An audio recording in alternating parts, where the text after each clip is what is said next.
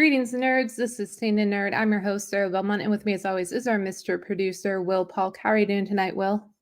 Doing very well, Sarah. Looking forward to talking Superman with you. And also, I am very intrigued by Sarah's story time, a new segment that we're adding to the show this week. So I'm you teased it for me, and now I'm just all ears. So take it away.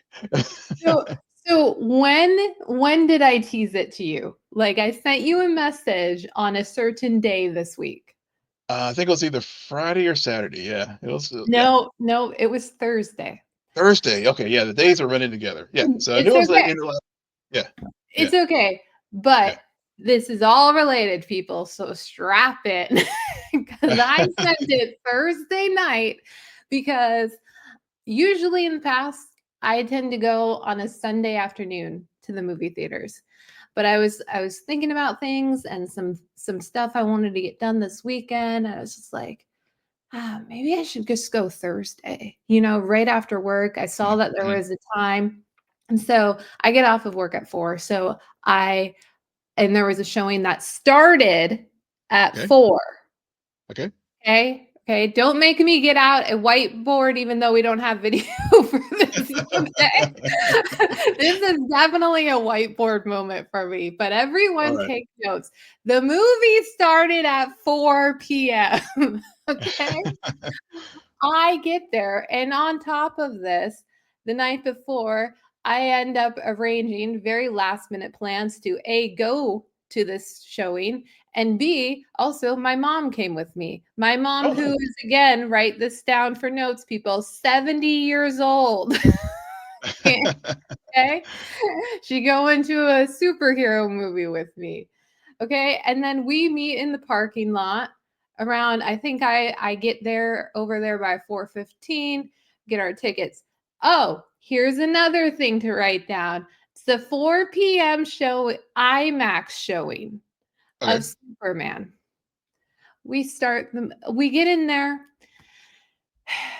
We did stop to use the restrooms. So we probably sit down around, I want to say 4:17, 4:20ish, right?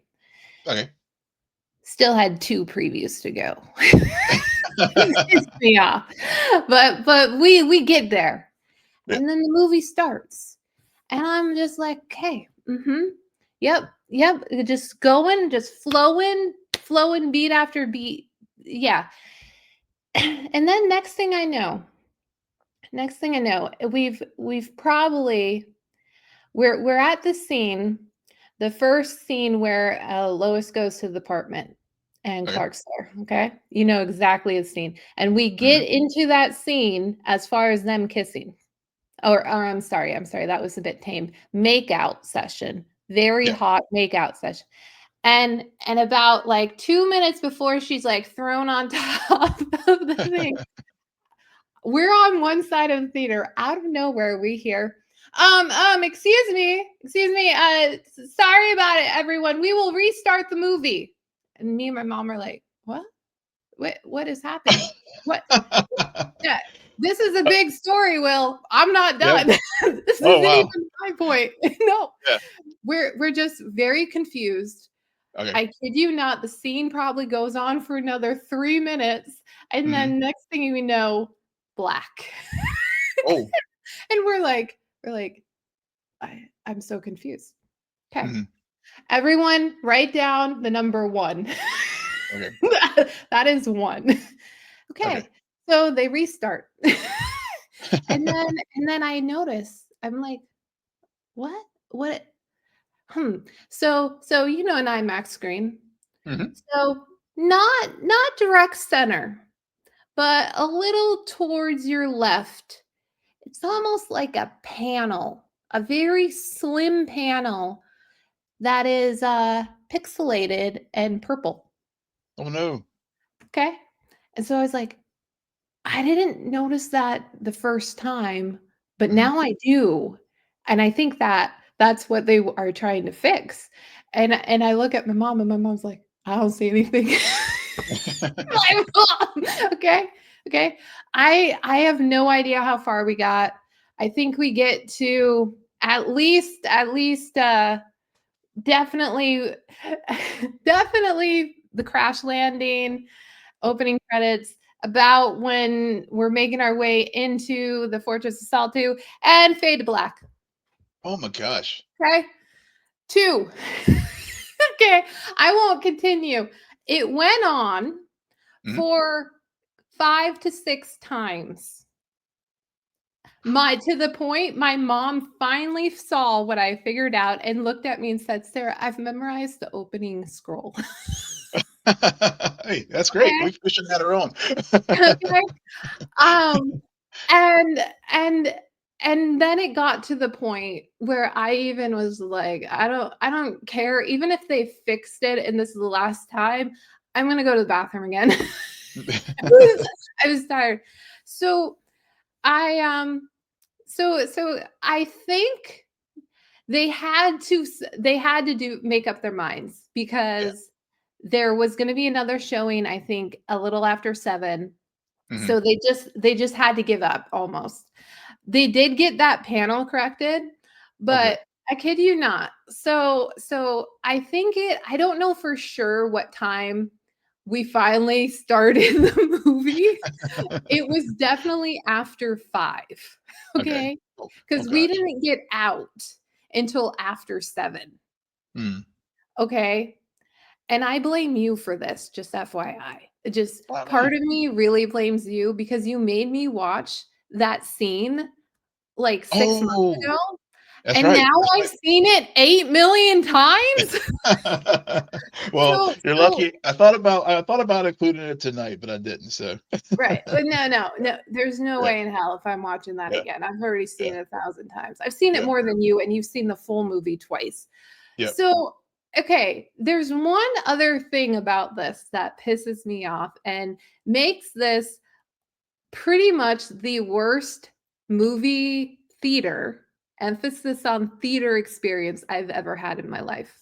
Mm, So by the time they finally give up and just let it play, mhm, I got so distracted for the good 20 to 30 minutes mm. because it wasn't the panel, but there was I don't even know how to describe this. There was like this red wiring, like Oh man. it was so messed up. And Yeah, and I told myself, I'm like, this isn't like James Gunn issue. This isn't a production issue. No, no. I've complained about really bad CGI. There was something wrong with, I don't even know if it's their screen or yeah. something happened, but thankfully by the time I had a headache because of it, it went away. And I don't know for sure when it went away, Yeah. but we got through the long argument between Lois and Clark. And so I wanna say a good half hour into the actual movie, it finally stopped, and and then, of course, that panel reappeared, but by the end of the movie, like, the last good 40 to an hour of the movie, I wanna say I don't think we had any technical issue, Oh, that's but good. again, I can't emphasize this enough. Yeah, yeah. That was Well, arguably, like, the worst experience I've ever had in a theater. wow. So I think our and I'll just really quickly say this. So we had lighting issues with the opening scene. So I don't know if it's because they were expecting more trailers or what, but the opening crawl and the scene with Clark in the ice and there in Mhm, Antarctica, the lighting didn't go down. So I was feeling so we went to the Tuesday early mhm. screening with Amazon, and so I felt bad for my wife because really she had not seen I don't she maybe have seen the trailer, but like you, I've seen that opening 1,000 times now. So I felt bad for her because I was like, okay, fair enough. But for her it did spoil the initial few minutes of it. They finally did get it straightened out, but Did they restart it 6 thankfully times? no, no, they Okay. didn't restart it. They dropped the lights and then we were able to enjoy the rest of the viewing without incident. But Yeah. I Because guess, I yeah, I'm swear curious. I'm curious if our listeners have had share in the if you're watching this on YouTube, drop in the comments if you had negative viewing experience. Not talking about the quality of the film, right, just right. the atmosphere that you the theater that you watched it in. I'm very curious to see, especially for folks who like us on Tuesday night, or like Sarah, maybe it was just a back cut or whatever at their theater. But I would just really, yeah, let us know.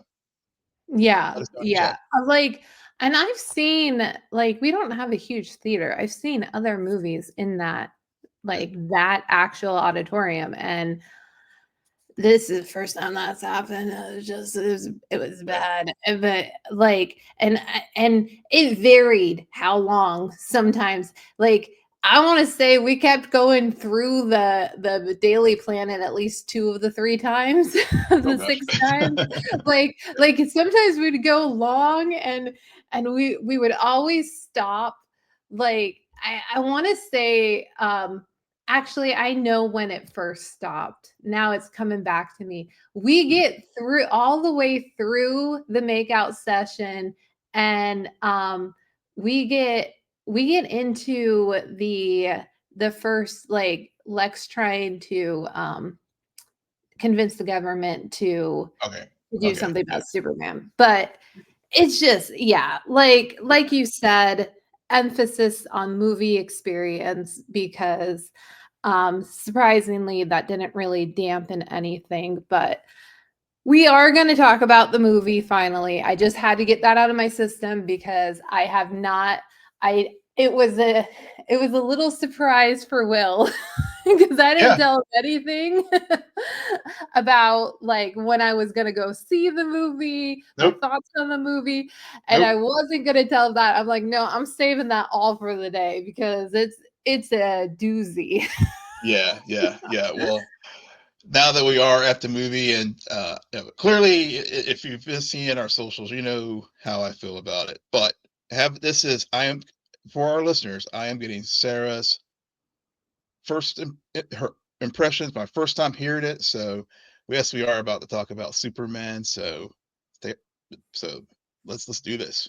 Yeah, Superman, and the IMD synopsis is: Superman must reconcile his alien Kryptonian heritage with his human upbringing as a reporter, Clark Kent. As the embodiment of truth, justice, and the human way, he soon finds himself in a world that views these as old fashioned. And we are going to go through some of the big plot points that will lead us into certain scenes and character discussions, starting off with the kind of this premise that we find ourselves in, alongside with Clark, that we kind of, like, we don't start the movie there. We kind of, Mhm. I feel like we almost just we open the door, and this is, like, some decisions were made before the story started, so we're kind of walking in halfway, Mhm. and that's not a detriment at all. But Yep. so Superman stopping a foreign ally versus invading another country. This topic is mainly sussed out through what I brought up during my story time, with where we see Lois and Clark in her apartment, um, where a an innocent interview leads to a very disruptive fight between a couple. Um, so Will, what did you think about this whole angle of Superman who's a quote unquote American Mhm. superhero, suddenly going overseas and making decisions about foreign policy?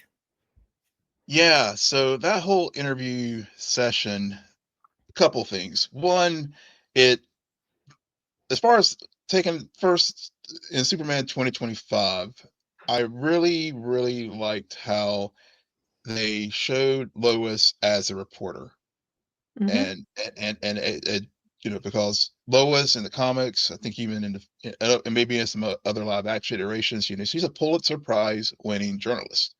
And so, so I think her playing that her journalistic role and really grilling Clark as Superman in this moment, and you know it was, I think, pointing out several hard truths to him about, look, you know people view you as as an instrument of America. Did you consult the president before doing this? Mhm. And questions about whether or not they fully think through the actions. And even though Clark had a very altruistic notion of this, and we see why he has this worldview, as far as like, look, people are going to die, he took it upon himself to be judge, jury, and executor of foreign policy. And and stepping into the into the affairs of humankind, Mhm. beyond. And so, those were some very hard things. And I think his defensive reaction to it, I liked that reaction that they showed, because, it made, one of the things we've talked about with Superman and Clark is how, at least on the Superman side of him, how do you tell an interesting story about this character? And and we've seen it, like, on TV with Superman and Lois, about how he became a family man. And we've talked plenty of times about how they made the character relatable, being a father and dealing with day-to-day issues that, parents and parenting, that kind of thing. Here, I think they made it relatable, where he was just like taken aback, like, look, I saved lives. Why are you questioning what I did here? I did a good thing. So Mhm. so I made him very relatable, made him a very, it also just showed his naivete. I mean, you know, give it, and especially, whenever it comes across his upbringing, when we see his parents, his human parents. Not that they were a bunch of rubes or anything like that, because I know I've seen some criticisms that, Mom and Pa Kent were, stereotypes or Yeah, whatever. we'll get there. Yeah. Yeah, we'll get there, but I know people like that. I grew up around Yeah. people like that. They're very Yeah. simple folk, right and wrong, and that was really Clark's worldview. So I think it was, early in the film, it really established how Clark sees the world. Yeah. I so to me, besides like people were going to die, and I've also heard like the whole idea, okay, well he has it's very black and white view because of his parents and upbringing and all that. And yeah, sure, some of that's there. But what when I think about this conversation and what it meant for giving us a quote unquote introduction to this version of Clark and Superman, because Mhm, it's Superman's actions, like mhm, so, but he's Clark. So, and they do a very good job throughout the interview of the back and forth, and yeah, then as Superman off the record on it's done so well.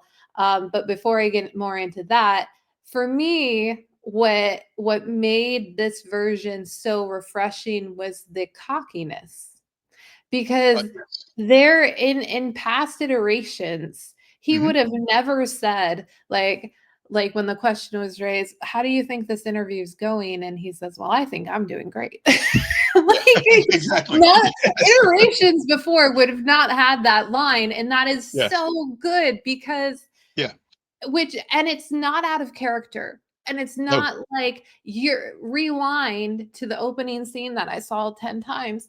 He says, "Oh gosh, Ollie," or something like that, mhm, and he but to me, lines like that play more into his heritage, yeah, where I feel like a lot of the back and forth, especially when he was being very firm in his decisions, is just like that felt to me more of the Kryptonian side.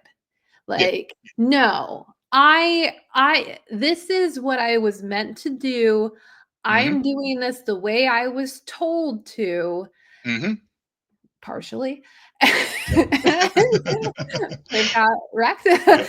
um, and and so like who are you to judge how I choose to be hero? Like Yep. so I appreciate that. I but more importantly, what struck me the most about this scene and why I think from what I've heard, there like this scene in particular sticks out so much. Mhm. It's because of it is a conversation that I don't know goes on for a good 5 to 10 minutes it feels like, but you Yeah, could have had a half hour and I still don't think there would have been complaints because it felt like a real conversation. There exactly. were movement, whether it Mhm. was the conversation, the idea that the conversation was written like as a natural way of a back and forth with callbacks to previous things, with them talking about these issues as boyfriend girlfriend versus Mhm. them as interviewer interviewee. Yeah. So all of that, and then they would move around. You would see them. I felt like they went into different rooms, so there Yep. was movement. It felt like Mhm. a tango, it felt like a dance. And I will take this kind of conversation scene over any action sequence any day of the week. That's just 100% me. of time, 100%. I completely agree. I mean, it really I like, I like that how you said it was a dance, Mhm, and that's how I felt when I was watching it both times, whether if the initial viewing and also on the second viewing even more so because I could really just focus in on the dialogue and this, and the back and forth between Lois and Clark. mhm. And it did feel like a movement and just the on the record off the record and I like the point and that was that was when you said he seemed cocky that was Mhm. you're right I felt that too that he was very very cocky Yeah. and yeah and the other thing too is I know and I liked how they flipped now that we've gotten into our discussion some I grew up with the Superman 78, Margot Kidder, Christopher Reeve, um, and and sort of how they sort of flipped the script in some ways on the interview that Lois and Clark had on Lois's balcony in Superman 78. There was still that playfulness and it was and that scene too also played like a dance because Yeah. it was a true conversation. And so but I liked here where Lois was not sort of the swooning girlfriend or they actually had like real tension and especially like when Clark just stormed out after the fight, Yeah. and that was a very, very real thing as far as like people do react that way in relationships sometimes. They don't handle conflict well. And, so he could probably take on a kaiju all day, but dealing with romantic relationships, it shows he's still learning. And it's also well, so is she because Yeah. this is new. Like the Mhm. decision to make it them doing this 3 months. So Yeah. A, we're kind of beyond we're at that you're at that point where it's like, okay, are we really doing this? Are Yeah. we was this just like that period Mhm. of time? Like you're trying to make that decision. So it was refreshing to not see what we just spent 4 years watching on or Superman and Yep. Lois with, like, Right. a married couple Mhm. Yeah. Yep. versus or in previous iterations where it's like, yeah, Clark comes to Metropolis and then goes to work and meets Lois, and we see them fall in love, and there's the mystery. No, no, no, no, like, she knows and she's in on it and yet she's still trying to figure out who he is and Yep. what it means also. And I understand why they didn't delve too much into this because the plot needs to move. Mhm. um and I love the pacing of this movie. I did too. um And, yeah, so to me, that all makes sense, and also, I'm kind of like I'm a bit biased here, like, I was very much meant to like this version of Lois because Rachel Mhm. Brosnahan, aka Marvelous Mrs. Maisel. Yep. Yeah, Yeah, yeah. yeah, Like I have no problem with her in this role and their chemistry. yeah, Like yes, yes. This is what I have been waiting for a while between Clark and Lois. Like agreed. I Mhm. hear about it. I haven't seen as much. I mean, yes, Superman and Lois, they had good chemistry, but again, that's a married couple. This is Right. something else. Yeah. This is steamy. And it worked so well. Um so while we continue discussion about the the Bo- Boravia of it Mhm. all, because that Yeah. is the foreign ally that Superman betrays, quote unquote. So, and in this discussion, it's brought up like, they're doing something shady. And we see in previous other scenes how Lex is we hear about him basically being Tony Stark, selling Yeah. weapons. That's who he is. That and I kind of like that introduction to him Mhm. as the arms dealer because that allows you to really as a viewer who has been inundated with the Marvel Cinematic Universe, like you're like, okay, well this guy can't all be bad. Right. or or it's like, okay, so this is the big villain of Superman. Okay, it's basically another version of Tony Stark. It's like, okay, I can get on board with that being actual a threat. Yeah. um but and we find out, but but it's Jimmy who finds out at the end, um through Tessmacher, that Lex's whole involvement with this thing is that he basically wants to pull Doctor Doom, as I would put it, and become king of his own country. Yeah. Which, I mean, I know you could go to a few places with this, but Yeah. I guess my question to you about the Lex involvement, um, is is do you understand what I'm getting at with the Tony and the Doctor Doom comparisons, or am I off point? Um, so the Tony Stark point is right on. I mean, but Mhm, and you're right. I mean, I think with Tony, he had his road to Damascus moment whenever he was in that country. Gets taken hostage mhm. and see what his weapons are doing. So you're right. But where he where Tony sees the light and Lex doesn't. At Tony may be narcissistic and has very similar qualities, but at the end of the day, Tony's a real is a good person. Yeah. Where Lex and we see this in full display here, he is rotten to the core. I mean, there's no like, oh, he's misunderstood or he's a tragic villain or anything like that. He shows it. He tells us who he is, and he is, and he and he all throughout this film just reinforces that he is a bad guy, Right. and so I don't think you're off base at all with that. Yeah. What did you think about the Eve Tessmacher of it all? She's the low. Especially huh? I was gonna say that Eve is the low key MVP of this movie, and and a Even with lot of her ugly feet. yeah, even with meat and toes. But, especially, all the, whenever she sent Jimmy all the selfies and stuff and so and again, Lex is just so self-absorbed and so like, he's just treating her like just some dumb bimbo or whatever. But she's all this time when she's taking those selfies and stuff, she's just getting all this incriminating evidence about Luthor. Yeah.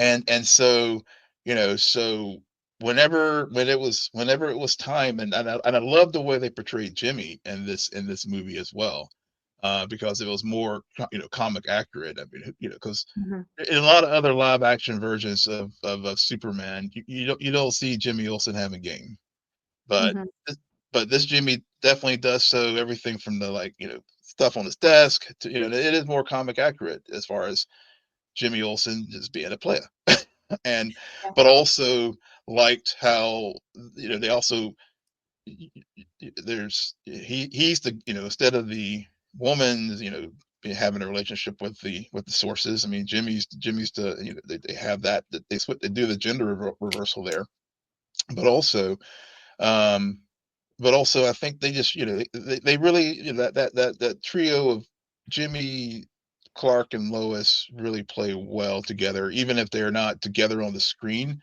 How they mhm. all work together as a unit, came through in this movie because due to Jimmy's sources, Eve, they Yeah, were able to, they were able to take down Lex by getting the story, having all the evidence, and then Lois was able to write that story there yep. in the third act and be able to take down Luthor and flip this, and again, show the world who he really is.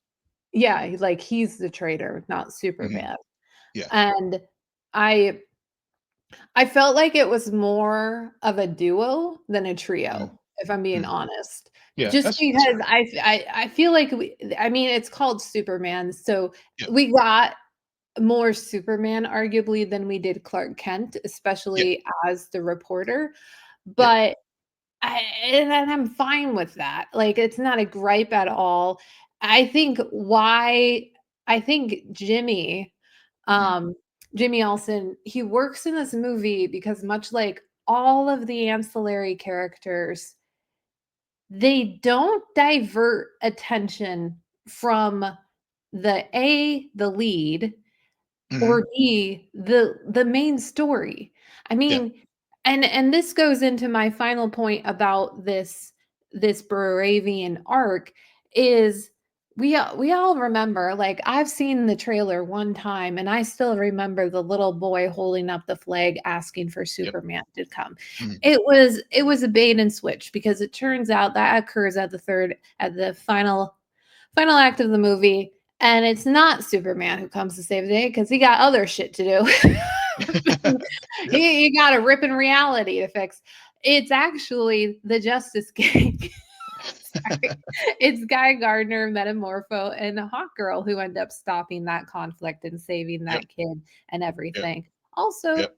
a few clips of that were shown in the trailers, but whatever. Who's counting Yeah. me? Who's counting? Yeah. Um, and and again, like, even though this conflict technically started with Superman, I am fine with, like, those 3 coming in because he doesn't have to save everything, but you also know he made the call. He caused them to be over there to stop this because what was Mhm. happening was wrong.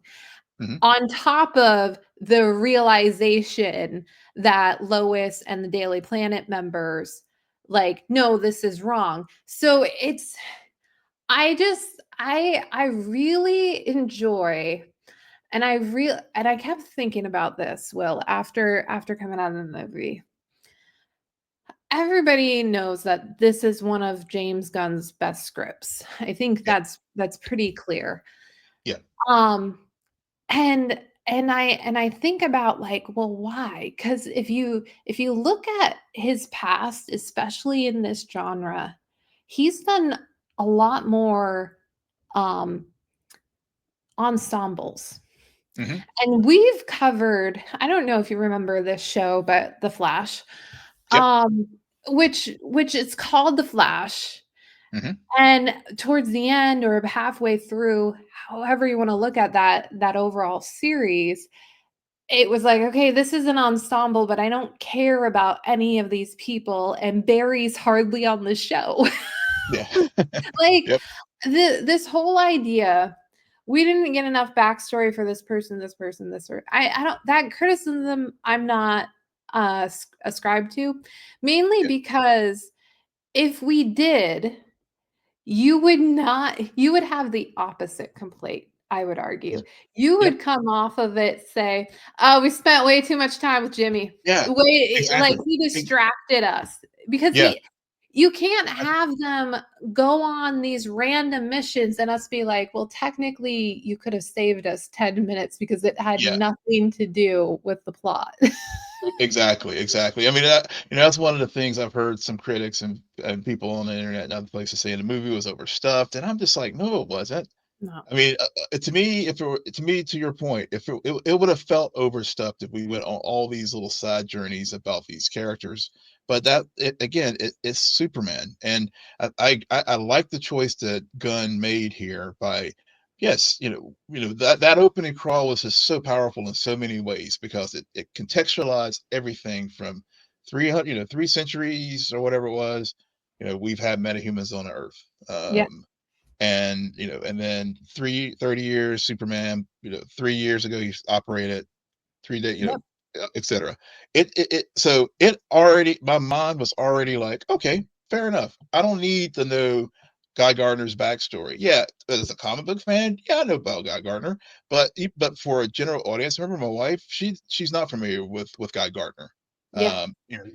And so she was, whenever we were talking about the film afterwards, she was just like, she didn't feel like she missed anything not knowing his backstory as far as his contributions to the story. Everything that we needed to know about Guy was put there on the screen to make the story work. It's not Guy's movie. Like, Exactly. it's not about him, and to go back to your point about the opening scroll and everything in that first act that, again, I saw 7 times, um, it's a lived-in world. That Yeah. was another thing that I really appreciated about this movie is, yes, it felt like I was walking into a conversation that's already started. Hmm. Now, in people who have been listening to us for a while, sometimes that doesn't work for me. Sometimes I'm Yeah. like, I need to actually have seen the stuff off camera to care." Hmm. But the way it was written and the way the whole plot unfolded, I didn't I didn't care that I hadn't seen him actually do like 3 weeks ago make Yeah. that decision. I didn't care about that because that was the impetus for what's happening now, and I am more dialed into what's happening now. Hmm. Than that. Or and these other characters, like the fact that the Justice Gang, well, who's all a part of it? And that we see scenes of where they hang out, aka Yep. the Justice. Yeah. The Hall of We Justice. Yeah. know Yeah. but this isn't that movie to go Right. into that. But Yeah. it is setting up like very much so. Yeah. Yeah. I mean, the I Hall of Justice. Yeah. Yeah. I mean, it shows that history too, because they had the mural in there with the Mhm. Justice Society Yes. in there. So it was just so many visual cues that were in the movie as well. That That didn't make or break it for, like, your wife or my 70-year-old mom, Yeah. who did Exactly. come out and say, "Well, Sarah, I probably didn't understand some of the things about some of those characters because I don't really know them," and I'm like, "Mom, they're kind of being introduced to everyone," and she's like, "Oh, okay." Like, Yeah. she liked the movie, Mhm. but she wasn't also Yeah. dwelling on like, "Oh, why didn't we get more Guy Gardners?" I Yeah. really Or wanted to understand that. Like, yeah. that didn't matter, like, Mhm. it played into it to Yeah. establish a world, but it didn't matter in the long run that we didn't Yeah. get all that back, um, Yeah. that heritage. Exactly. Yeah. We So got what we needed. Yep. yeah, yeah. So, okay. I want to hear your thoughts on arguably the biggest Mhm. twist, if you will, on Yeah. this version of Superman, and it's the Jor-El of it all. Yeah. Yeah. The the Jor-El and Laura sent their son to take over Earth, and emphasis on this last part because Yeah. they kept talking about it, and start a harem. What were Yeah. your thoughts on Jor-El gone bad? Yeah, obviously my immediate reaction when I heard it in the film I went to Invincible, Omni Man. Yeah. That was my first reaction. Um, but my second part, I was just like, okay, I I I liked they confirmed, Mr. Terrific confirmed all the other linguists in the world, saying that it was a genuine message. Yep.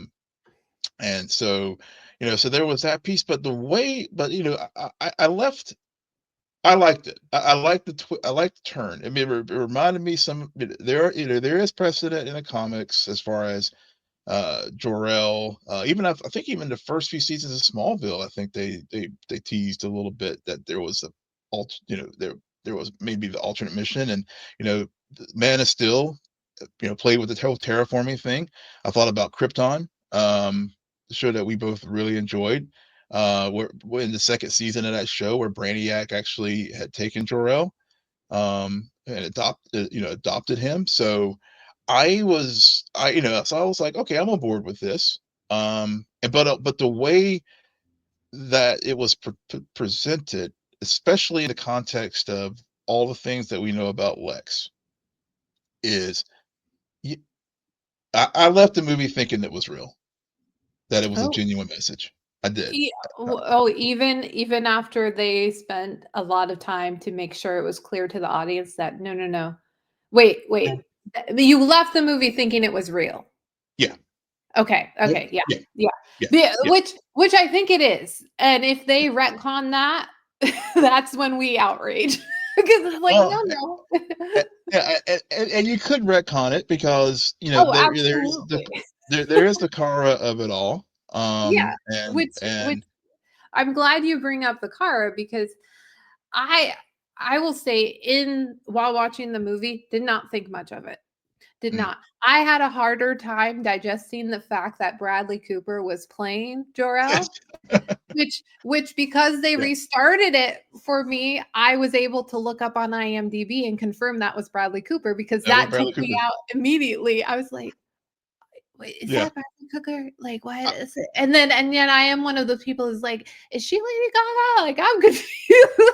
I was very but afterwards, and as I've listened to other people discuss the movie and bringing up the lovely treat of seeing Kara at the end pick up her dog, which we'll get into crypto, but yeah, we sh- like the Kara of it all. It's like we know mhm, her movie's coming, yep, but did she have the same issue? I feel like in hindsight, the choice allows actually at the end of the day allows for more mystery and mhm, intrigue for Kara mhm, than it does anything else. yep, yep, I because mean, I really think because in hindsight, it's such a small thing in terms of this movie.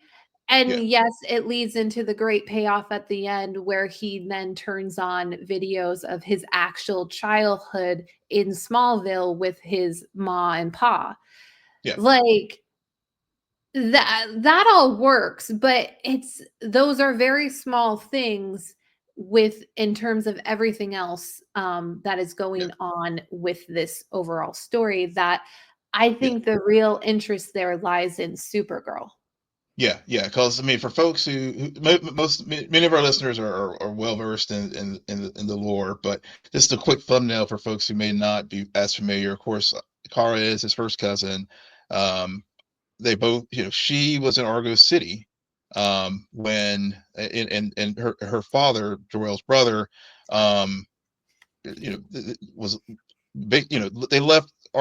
They had Argo City was protected, but then once Krypton was going to be, obviously Krypton was destroyed, and the plan was to send, since she was older than Kal-El, they sent Kara, ahead, but due to things happening, where she her mission gets diverted, and and of course ends up coming to Earth. He grows up and stuff, but she was kind of stunted for a while as far as her I think her age.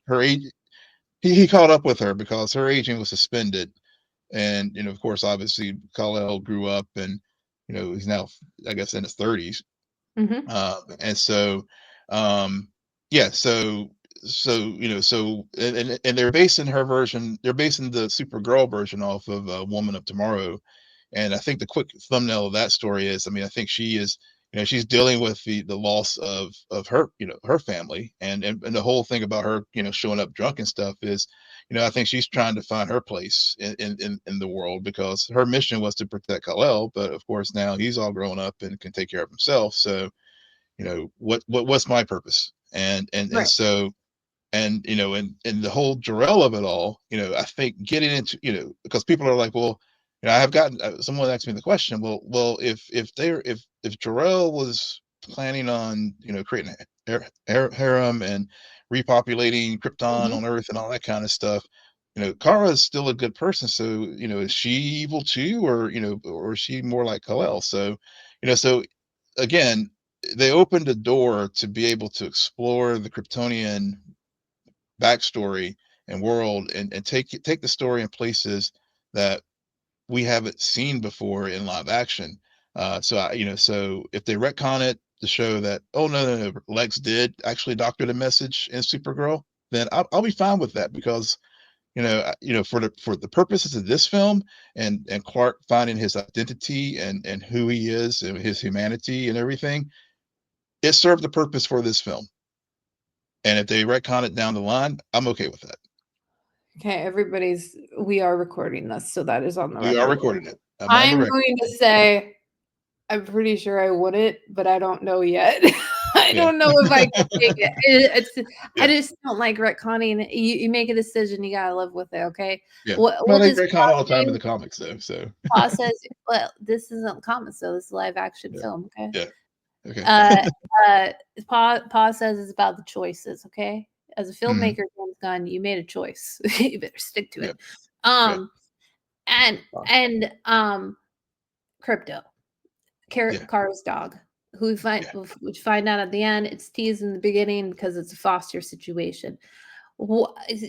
My big crypto takeaway is, what is with James Gunn making the non-verbal animal characters in these movies basically steal the show? Okay, I adore Crypto. He's very much misunderstood, um, but he was delightful. Um, I just the whole and the fact that he saves them at the end with the get your toy, and Hmm. which again, another moment I love is when he breaks the T-sphere, and Yep. Mr. Terrific is and then he's like, "Oh, you brought the dog? Well, I didn't want him to eat my My my the cows. my parents' cow." That's great. And Yeah. like, you know, remember when I said we didn't need to see more? I kind of want to see that. Did he actually eat one already? Like, what happened there? Yeah. That was a thought. But yeah, I find it very interesting Yeah. that it's yet another movie where my favorite character is the nonverbal animal. Yeah, yeah, same. I mean, crypto. I mean, I have a rescue, and I couldn't. I laughed at some of the, especially whenever we brought our dog, whenever we first adopted him, and when and I still to this day have the chew marks on the steps where he was like freaking out and stuff. But again, it just made, those were the things that made this film just so relatable, and it was just, I guess, such a fresher breath air, Hmm. um, from what we've just, that for this genre, we needed something like this for so many reasons. And I think that was one of the things that made this movie work for me, was just the things like that. And when the engineer, like whenever the engineer broke into when they broke into the Fortress of Solitude, and they muzzled poor Crypto, and which apparently that scene apparently was actually was tougher. Hmm. Apparently they actually, I think they actually punched Crypto, and test audiences didn't like that, so they switched it to her putting the Big muzzle stuff. on him. Yeah. Yeah. Yeah. That was Yeah. Yeah. it was Uh, my because Um, so speaking about violence in this movie, Mm, mm, I had a very interesting experience that reminds me of, I think, when we were covering Infinity War. mhm, I think I brought this up during our discussion that opening sequence between Thanos and Hulk. mhm, I distinctly remember being in that theater and a 5-year-old being like scared and being like, "Oh no," and all this stuff. And I'm just like, wow. yeah. That's just okay. Fast forward to this past Thursday when I went with my much older mom. She flinched Mm, during majority of the fight sequences. mm, And even after she commented and said to me, "Sarah, I guess I'm not watching that much action anymore because for some reason that was a lot." And I physically saw her like flinch, mhm, especially towards the end. And I was sitting there and I was like, man, I am so desensitized yeah. because for me, with an action sequence, I don't flinch, but then again, I also kinda check out because I could care less Mhm, about it. Like, to me, 99% of the time, like, you have to work very hard to make me invested in an action sequence, yeah. and arguably, that's my least favorite part of not only this movie, but Mhm, majority of the movies within this genre. yeah, yeah, It just never works for me because I'm like, "Well, I can't there stakes, yeah, I don't know." Like, I wanted yeah, to make sure Crypto was okay, okay? I yeah, was fine with that ending. yeah. I Yeah, get it. I totally get it, totally get it. Crypto, that ending with the yeah, it was total, especially like how and I also think about like Guardians 3, which is also directed Mhm. by James Gunn, and heavily focused on whenever they went to the I'm blanking on the planet name now. But um the animals were there, and the Yeah, treatment of them, yeah. and and I thought about that scene with Crypto in this film when Lex was had how can you neutralize a super dog, Yeah, having them flying chasing, squirrels. Mhm. flying, yeah, and just so again, it's just on a gut reaction. Those are the type of emotional moments that, to your point about the fight scenes and stuff. Yeah, I mean, honestly, yeah, the genre, it is where it is. I mean, I thought the effects in this film were good compared to Mhm. some of the other things we've seen in the past. I mean, Yeah. I mean, it's not like it wasn't like the Flash and those crazy babies. I can't get that Yeah. image out of my head. See, Um, my mind went to this past February when we saw Brave New World, Captain yeah, America 4, and that yeah, ending that ending yeah, sequence was bad, very bad yeah, CGI. yeah, And yeah, it's not and yeah, you're right, like, the CGI wasn't bad. I do feel like most of the sequences were a bit messy. yeah. But Um, the one but that did work, yeah, the one that did work for me though, was, and I think and I think a lot of people as well, was the scene when Mr. Terrific and Lois were going to the yes, gateway to the pocket dimension. That one pocket worked because dimension, yes. yeah, And it worked because that's a James Gunn signature move. That exactly, that exactly. that whole sequence, like, yeah, it worked out of all of them, but it wasn't like, "Oh my god, this is new and different." No, it's like, "Oh, that's classic. That's That's classic classic James James Gunn Gunn. right now." Yeah, and the He Steadicam, yeah. the camera work, all that stuff. Yeah, I Mhm. was just like, Yeah. oh, I can eat that. I was just popcorn popping away. Yeah, because Right, I right. was really into that one. Yeah, Absolutely. yeah, And I'm glad you brought up I mean, before we get into the pocket dimension, pun intended, um, the one other thing I wanted to mention about Crypto is yeah, Crypto's the one who actually gets to beat up Lex Luthor. Awesome. yes, awesome. There Yep. and everyone's saying it, and I'll just also say it because I've already given up comparisons and references to the MCU, but Mm. obviously, Hulk and Loki, come on. Yep. It Yep. was right there. Yeah. It was so good. It was right. It was so there. Yeah. Yeah, yeah, it was I'm perfect. okay. Yeah. Yeah, I'll give you that one because it was just the perfect comeuppance for, for it was just I loved it for a couple of reasons. One, because it was crypto, and after all the things Lex did to him, and two, the other thing too with and we'll get into it with Lex is Lex, but also I think it Clark's reaction whenever he and Lex do square off. He's like, Mhm. look, it's just a dog. I mean, he's not a good one, but he's still again, I'm beating up on this point. We can move on, but I think those are the heartstring pulls that make this film have heart to it as well. Right, right, Yeah, right. Yeah, and that brings us to Lex Luthor and the pocket dimension of it all. Um, and you were starting down this path, so I'm just gonna let you continue. yeah, yeah. So, I mean, as far as well, I mean, really, it was just the pocket dimension, the whole construct that Lex, utilized for to have this sort of private prison. I mean, for lack of a better, you know, Including yeah, including his ex-girlfriends. It yeah, definitely was a private prison. Continue. yeah, De yeah. But we meet Metamorpho there, and and you know, when we get we do have the whole scene between Lex and Clark, and they're squaring off, and and and Clark, for the good of it all, turns himself in, and gets sent to that pocket dimension. But the thing about that scene, more than anything that stands out with me, was the whole Russian roulette moment with and the dark turn that the film went to. That I really it caught me. I'm not going to sit here and say Mhm.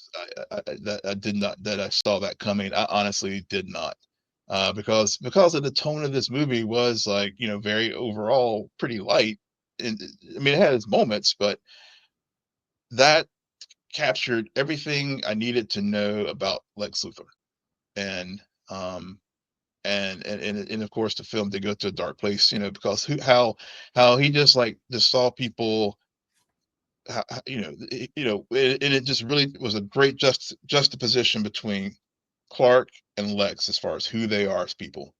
Because Clark goes out of his way to like save squirrels, kaiju's, everything, people to keep harm coming from them. Lex just sees him as this, it's just collateral damage, and this poor guy just helped Superman, gave him helped him out one time, as and Superman remembered his name, and it was the whole falafel and all that kind of stuff. And Lex was just like, they went to the point of like visual recognition to find out who this guy is, just so he could like you know try to get harm Charles Superman out, harm people he cares about. And he like does throw out the name Lois, and even he throws out the name Clark, which I wanted to ask you about that. Do you think he knew that Clark and Superman were the same people, or he just kind of No, took it? Okay. no. Yeah. He did say Lois? Yeah, he mentioned Lois Lane, and then he mentioned Clark Kent in that. Okay, okay. Yeah, Take yeah, your word for that. yeah, So my thing about Lex Luthor, um, I'm gonna go all the way back to the beginning. yeah, Um, I love I really appreciated, I guess love is a strong word. I'm not gonna go there yet. yeah. I appreciated how, again, we're not at the start of this vendetta, much like we're not necessarily at the very start of the Lois Clark relationship. Right. This vendetta has been going on for a while. And so and I also love that, especially the first hour of this movie. Hmm. First hour of this movie, to paint the contrast between Lex Luthor and Superman, James Gunn decided to basically introduce us to Superman the loser. Hmm. Okay? He lost his first fight. Yep. Okay? Follow with what Yep. you may. The truth comes out about his Kryptonian heritage and why he was sent there. Hmm. Suddenly he's a traitor. Like Hmm. people don't like it. Popular vote going down. Yep. Okay? And it's Superman's doing his thing, but not making the connection that of how this all is working together, how this is set up, like the Bavarian um hammer or whatever Yeah. you want to call him at the beginning. Like he's not smarter than the villain. The Mhm. villain is winning the first hour of this movie. Mhm. Everything is going his way. And yes, conveniences, absolutely. Yeah. Especially like it bothered me that it took us a while to get the explanation for how he was able to get into the Fortress of Solitude. Yeah. I was like, I'm gonna keep that. You better best be addressing that because I still don't understand how that works. But I appreciated all of that. Okay, second hour of this movie, and oh, I guess my point with that loser winner conversation is Mm. that again is why this take is so refreshing Mhm. and so new is because you're not trying to be like this is a god and he can destroy Yes. everything. No, no, you're actually doing the opposite. Yep. I I thought of wouldn't even you. say like making him into a human. It's more like no, Superman is vulnerable. The vulnerability of him is there. You just have to have basically a lifelong vendetta to get to it. Yep. Yeah, pretty much. um Yeah. Yeah. the second hour, this is where I kind of go back and forth because no, the Russian roulette did not get me because I'm dead inside. We all know this. Yeah. I just also I remember seeing a clip in the trailer and I was like, "Oh, that's that part. Oh, he's dead." I don't really care because to me, he just gave him food, but maybe I'm more Lex than I am Clark. I don't know. but but it also what bothered me more than anything throughout that entire thing, and again, I've seen this one time. Will probably put me in my place and correct me if I'm off. But Yeah. what bothered me throughout that whole thing, whether from the point where he shoots the guy to the point where Superman actually gets out with Metamorpho and with Crypto, is so you're telling me Lex Luthor has a pocket dimension Mhm. that he's just leaving, and yet he doesn't realize what's happening in the pocket dimension, like because it takes him a while to get out. And I just I didn't understand like how Lex could be in the pocket dimension and quote unquote having left and so quickly they were able to escape. Do you understand what I'm saying? Like So to me, it didn't make sense how he just didn't see that that was happening. so I don't know if he can monitor things within the dimension. Is that what you're trying to Right, say? Did he right. ha did he It have any just surveillance? it Indiv in felt yeah, it felt like his surveillance for us for like the number of prisoners he had Yeah. to be awfully weak for especially okay, you finally caught your Moby Dick Yeah. and you didn't really think your surveillance through enough to like you really thought that That the metamorpho would work. Like that's where I got a little like, I don't know about that. Yeah, I mean, there were some conveniences there for sure. I mean, that's why so I think that just the construct of the pocket dimension in and of itself would not allow for him to monitor what's going on in there. That's why I think all the people when Metamorpho was making the sun in the cell, they were all like, no, whenever he finds out, they're gonna, they were all worried about the consequences of what was taking place there. Um, so I think that piece, but yeah, but the conveniences were there, of course, having Metamorpho's child in the cell across, and so I think, but it just goes. I mean, I guess the comic booky answer is the plot. I guess plot armor or whatever you want to call it is conveniences. I mean, it is just to get Yeah. things moving. Yeah. I What mean, I don't have. I like mean, that's. I mean, those are the places where I would have. I would quibble. If I would really wanted to nitpick. I mean, that's the kind of things I would nitpick at. yeah. Yeah. Then fast forward to the monologues at the end because Clark has one and so does Lex. Mhm. Okay, I want to know how many takes, especially Nicholas Hoult did of that final Lex Luthor monologue. Just because for my initial experience viewing the movie, I felt like his voice was very strained and I was just like, dude, how many times have you said these lines? Because at this point, I'm starting to fear I'm about to hear your accent. And I love Nicholas Hoult. I think he's a great actor and everything, and he did a good job. I wouldn't say I'm like head over heels for this performance or even this Yeah. iteration of Lex. Like there was just something about it where I was like, no, I appreciate Mhm. this. But in a weird way, the longer it went on, the longer I was like, okay, through Yeah. all of your actions, I kind of already understood everything you're saying. I feel like this is the third time you've explained this, and Mhm. so as an audience matter, I don't really care, but I know it also worked for other people, Yeah. and I felt very very similar Yeah. with Clark's speech.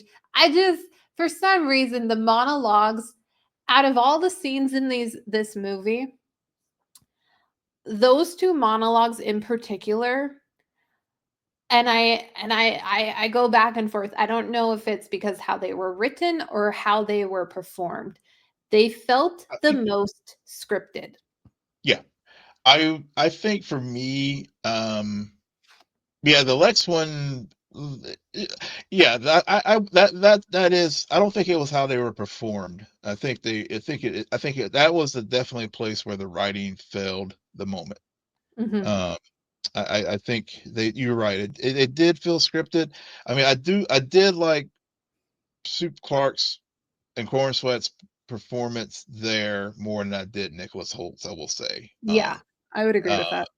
yeah, I do, just, and again, that, I'm, just, I get scared. I mean, to hear Superman admit that he gets, he has fear. I mean, and the conviction that Corn Sweat delivered that took, I think, very, as I said, as you mentioned, a very, um, you know, exposition dump script, that wasn't where the writing did fail.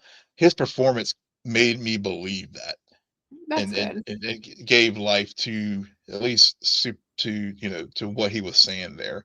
Whole, I Mm, mean, I think he did fine, but yeah, I'm with you. That was the writing did not help. I mean, I think all the other things that happened in the film conveyed to me better than the lines that were delivered. Not, and again, not Hulk's delivery of it, but just the script itself. Just yeah. the It's actions was better than the words. thank you. Yeah, exactly. It was very much like less would be more in this instance because I swear Yeah, we've heard this yeah, now a few different times and the previous times were good. yeah, um and the other I mean uh, to quickly go back to the pocket dimension and then yeah, come right back out. Monkey yeah. bots hashtag Oh, super shit. yeah, I yeah, really like that because I really did like the line about super shit and Superman on Twitter. Okay, come on. yeah, Okay, yeah. I swear all of the best dialogue was in that one scene between It really Lois and was. Clark. It was just so, and I mean to not to retread, but I think that's why overall between the pacing, the editing, the movement of the plot worked Mhm, for me where because callbacks. yeah, Like I felt not I didn't feel like and I think this goes back to the point about us starting with Superman as a loser. mhm. Like I didn't feel like I was ahead of Superman. I No, also didn't feel like I felt more in his shoes because I felt like Lex Luthor was few few steps ahead of me Yeah, and all the villains. And then, I mean, granted, there were a few villains, Engineer and Ultraman, that I could care less about. Like, I had that whole freaking reveal that Ultraman is a clone of yeah. Superman. Is like So whatever. And yeah, I well, that's it. Yeah, honestly, and I think this is where the Superman and Lois came in for me at that as well. I was thinking yeah, it was gonna be Bizarro. So I've yeah. seen that. Yeah. Um, It's so just like that felt like a retread out of everything in this movie. That felt the least refreshing. yeah, Because a yeah. lot of like, this movie has so much going for it, and then you have this reveal. Mm, So here's what you should have done, James, because this is what was stuck in my mind the whole time. You should have had it been revealed as that goofy guy, the president of Bavaria. He should have been yeah, Ultimate. There was just something about some of the scenes where it's like, are you kidding me? Like they're gonna yeah, have this explained, but I wouldn't have done the clone thing even though it answers the DNA, yeah, yeah, the cloning thing was like, no, we yeah, you can't yeah. do that. You can't do that. Either it's either Bizarro or Connor. We Yeah. saw that in Titans. Mhm. So and so yeah, It's just not that was. interesting. Yeah. It wasn't yeah, I mean, it was like, okay. I mean, and it makes sense. I mean, the one guy, I also thought obviously to pull the boys into this, not the TV version, but in the comics, the boys, they cloned Homelander to basically be the check on Homelander. So, Mhm. um, Black Noir. So that was, so when I first saw the character, I was like, oh, I'm feeling, I got the boys moment, just to Oh, pull in yeah. another, yeah. Um, It's hard not to given his outfit. the It's outfit really was hard not very, to. yeah. But yeah, I agree with you. That was the engineer. I mean, yeah, they served the purpose of what they needed, and Yeah, I know there's the whole, given that she did survive the fall and stuff. I know one of the future projects that may happen in the DCU will be the Authority, which she's a please part of no. that, Please, part of that group. But please. but but I also heard that that may be push it. It may get pushed out of Gods and Monsters and into maybe further down the line. So, Yeah. but we'll see. Yeah. So I already said like Crypto was my favorite character. Mm, But I will just say that I have more of a crush on Mr. Terrific than I do Superman. So his yeah. accent, I love his voice so much. I Yeah. mean, he was so freaking good. And I, as somebody who a big Arrow fan, I did not have a problem. Did not even think about the Curtis that I knew. Like, no, Yeah. no, this is Mr. Terrific, and he was used so well. And his powers, which arguably in the scheme of things could come off as really lame, came off as really fucking cool. I mean, Yep. even Crypto wanted to play with them. So, Yeah. like, and the whole T spear line about like their circles, the flying circle, it's three Yeah. dimensional The three spear. dimensional. Yeah. Yeah. So, Every. Yeah. I'm just saying, Yeah. like, Oh yeah. I'm Same. sorry, Mm. Corn Sweat. I have a bigger crush on Mr. Terrific. Whatever. Yeah. Yeah. I mean, yeah. I've definitely not no this no shade to Curtis Holt in Arrow. I mean, I thought that was a good version of the character, but this is Michael Curtis Holt, who, and I this was whenever I saw Mr. Terrific, and yeah, he truly did like just add another element to this movie. And I know there's already like discussions of possibly doing some spin-offs with this character, and they totally should. And thinking about even the end credit with um you know with Clark and Kurt and Mr. Terrific standing there looking at the crack after they healed the seam that broke, Mhm. from the rip. And it just, and it wasn't, it was there for fun, not trying to like kick off another whole, like, whole another movie like the MCU would do. but it just everything about that character, and like, and also the other thing, the scene whenever Lois was at the Hall of Justice and they went out to get to the tea ship, Yes. and the garage door slowly like rolling up, and that again, that scene could have easily like fell flat, but it just worked. Which yeah, everything whenever he was on the screen, it just popped, and I really look forward to seeing this character more. Yeah. Uh, I I in the agree, future. and I honestly like, and I mean, he appeared, like, for 2 seconds in this movie, but I am so grateful that this movie did, in my opinion, what it needed to do in terms of, like, I was already looking forward to this, Mhm. but but I'm even more excited for Peacemaker season 2. Oh yes, yes. Like, knowing the This Justice Gang is gonna come in and we're gonna yeah, see them interact with Peacemaker, yep, like, hell yes. It's just yes, again, you just said offhandedly, like, a comment about, like, MCU setting up this big old world. I feel like this movie does, yeah, but it does it in a different way. It does it in, like, a very covert way, yeah, because James Gunn is saying, like, "Okay, I know you, A, know who Superman is. yep, I know B, I also know what y'all have been through over the last decade with specifically the DC. So, we're gonna mhm, tell a Superman story. In the background, you may notice other things. Don't yeah. get distracted." But Exactly. also, just pencil that for later, okay? Yeah, We could go there, but no promise. Like, the whole thing, I think what overall, whether it's with the ending credits, like, for fun or something, everything is also just like, we're just gonna see how this does. We're yeah, not gonna say we're gonna do more. We're not gonna say we're gonna do less. We're just gonna do this. We're gonna tell a Superman story.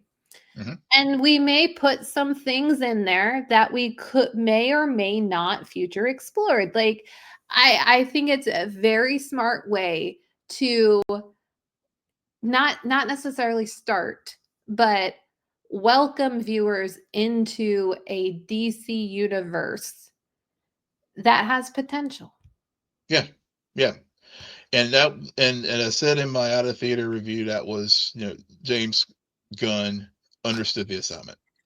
Yeah. And he really did. I mean, there's just so yeah. I mean, between all the things we talked about here tonight, what you just shared, as far as like, okay, because yes, I mean, we both soured on all. I haven't seen like the last Aquaman movie. I did go see Blue Beetle, but I understand Blue Beetle may be maybe pulled into the DCU. But as far as the DCEU, yeah, I mean, yeah, there's a lot of trust that needs to be regained from the audience, because of the experiment that went awry in the DCEU, and also, quite frankly, just the genre in general, because of just the quality, the hyper accelerated output that Marvel has done over the years. This overly saturated market, and we just got very mediocre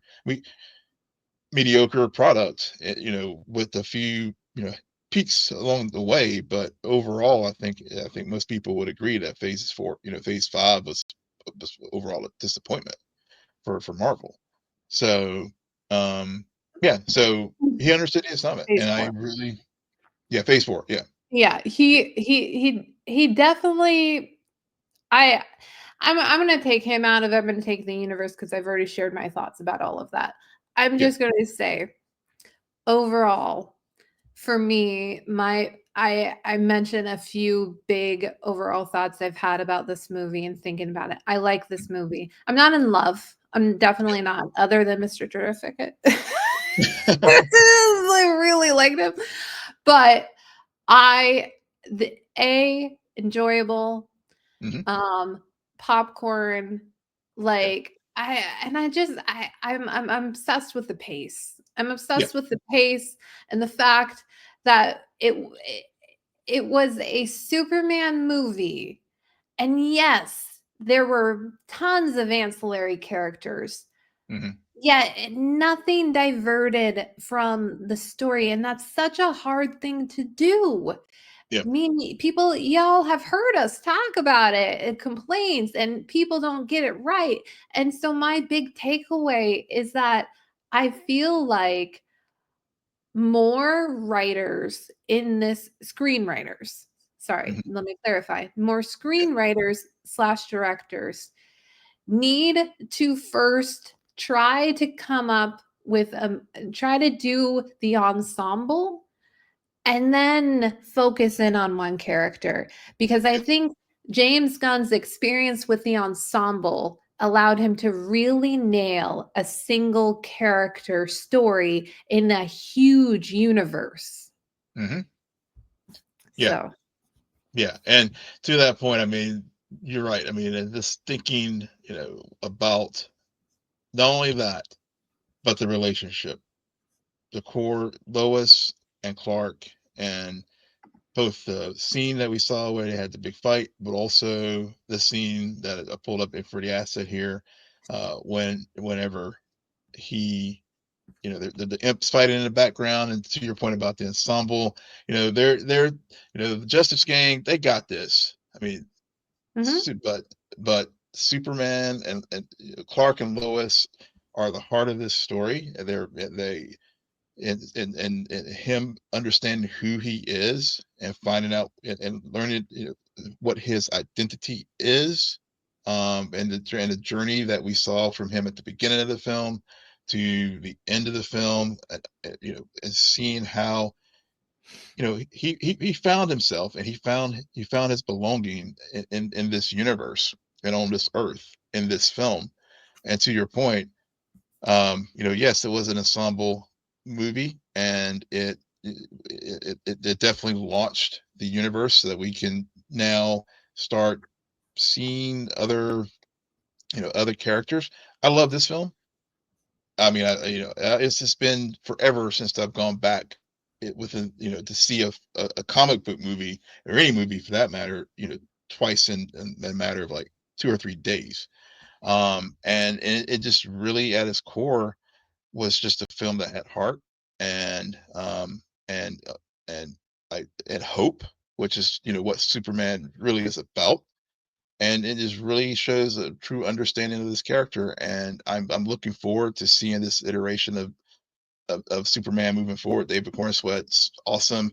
Rachel Brosnahan, she is an amazing Lois, and I think this DCU is off to a excellent start. And between Peacemaker coming up and Lanterns later, I think we're in store for some good things coming out of DC over the next few years. all right, on that note, Will, why don't you tell our listeners where they can find you? Yes, you can find me wherever you find yourself on all the various socials at Will M Polk, WILLMPOLK. And you can find me there too at SJ Belmont, SJBELMONT. Please follow our crew on X, formerly known as Twitter, at Scene and Nerd, on Blue Sky. Friend us on Facebook, follow us on Instagram and Threads at scene_n_nerd, and visit our website, www.sceneandnerdpodcast.com. But most importantly, rate, follow, and comment on Apple Podcasts, Spotify, YouTube, or wherever you hear podcasts. Good night, geek out. You're welcome.